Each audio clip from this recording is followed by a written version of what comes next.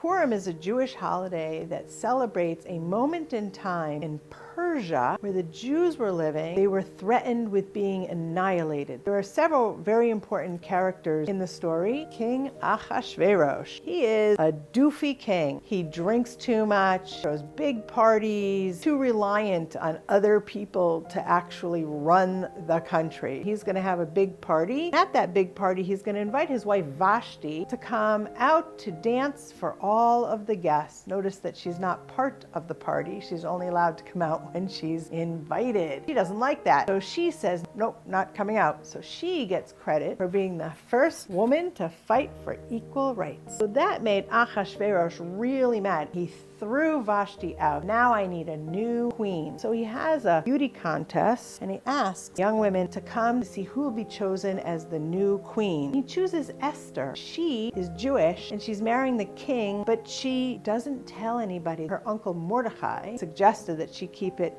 secret for her own safety. She becomes the queen. Ahasuerus invites Haman to come and be part of his leadership team. Haman poses himself as a nice enough guy. Turns out to be not so nice. There's a certain cookie that we eat on Purim shaped like this hat called Hamantashen, named for Haman, like Haman. Haman says, that's it. I've had it with all the Jews and I'm going to annihilate them all. Esther's like, what can I do? I'm Jewish. She prays to God and God says, no matter what, you have to go talk to Ahasuerus. Tell him she doesn't want to be killed. She eventually reveals that Haman is trying to kill the Jews. Ahasuerus is like, so? She says, yes, but I'm Jewish. He said, what? How could you dare? He gets rid of Haman and frees the people. The Megillah. There's a scroll inside. When Ahasuerus decided that the Jews should not be killed, he had to send out messages. So they sent riders from town to town carrying a message like this. When we hear the name Haman, because Haman was the bad guy, we are supposed to blot out his name, not hear his name being said. So if you follow the reading, as you see the word Haman approaching, you get your noisemaker ready.